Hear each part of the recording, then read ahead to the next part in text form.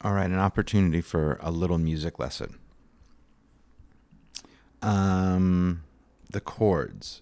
I'm using two sources. I have my chord book stuff, which is just telling me the chords. We have C major, A minor, E minor, and G.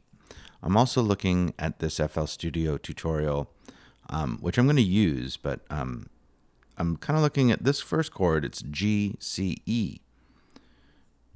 If the first chord here is C, E, G, am I going to get into trouble with using that? But I notice these are the same notes, so it's an opportunity for a little lesson. So if I use just the My Chord Book version of these chords, I have C, E, G, and here are the chords. So we have then the A, the E, and the G. And there we go.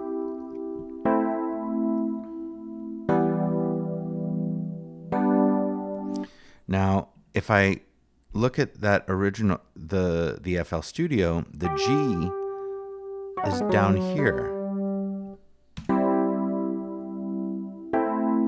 which is interesting. Now, let's talk about that for a second. What are these chords?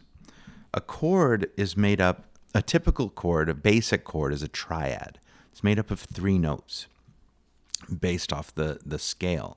And because C major is the easiest one to use as an example, here's the C major scale. That do, re, mi, fa, sol, la, ti, do, no pitch. So with the octave, right? So it's 7 notes. Do, re, mi, fa, sol, la, ti, do. So this is essentially 1, 2, 3, 4, 5, 6, 7. And a chord, a triad, a major triad, is the 1, 3, and 5.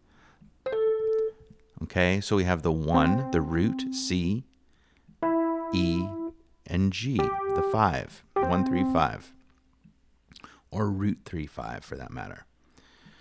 If we move the C up, backwards 1 step, this is called the root position of the chord, C major in the root position. If I move C up an octave, it's still C major. This is called C major first inversion, where the second, the triad starts on the 3. Okay? So it really is the same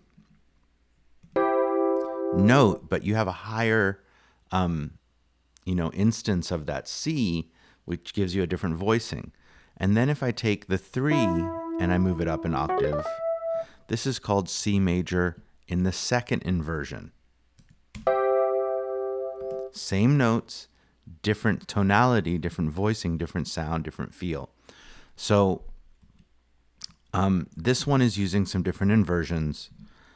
I'm for now going to put in the basic chords, but I'm going to change them, at least one of them. So as I listen to this,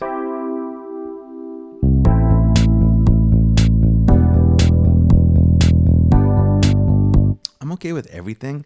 I am this note is getting really low, so I think I'm going to raise that one and play that E in the second inversion. It goes there actually, in the first inversion. Sorry.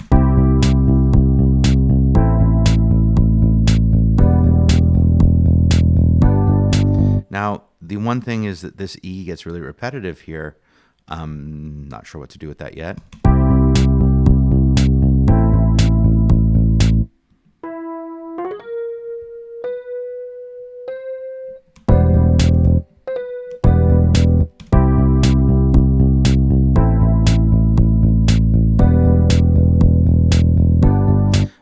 I'm anticipating that. I think it's in the melody. I'm going to leave it out.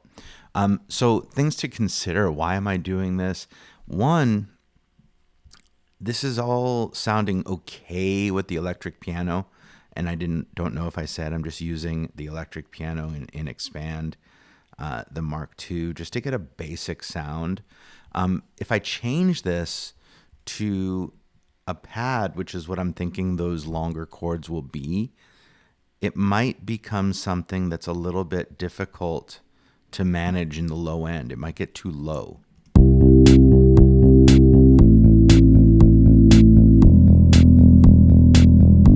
Like both of these chords sound really low.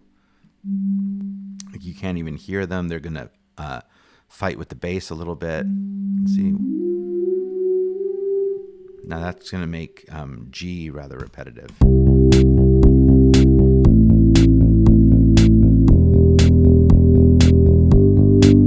So that voicing is really kind of monotone. It's using the same notes in the same pitch, specifically in the same octave and whatnot.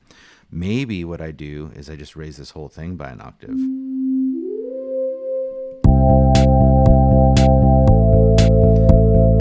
Now that sounds too high. Maybe I put this to be in the second inversion.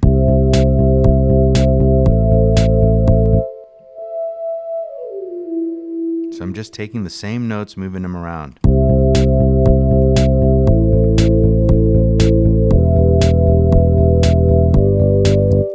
I may land there for the moment, okay? I really don't know.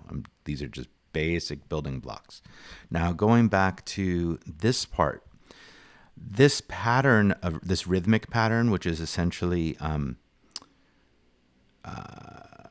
eighth notes held, sounds like this and looks like this.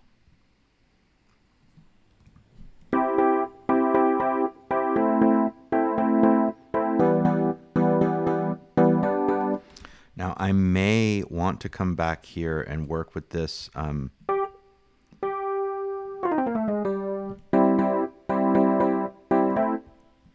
these inversions or these chord voicings, but I haven't thought about it. This one's just an octave, so it's taking the E and duplicating it up.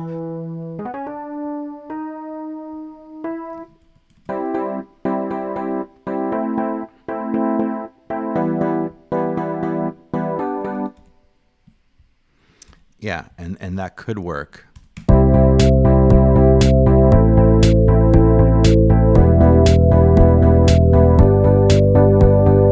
No real idea, okay? Just building blocks.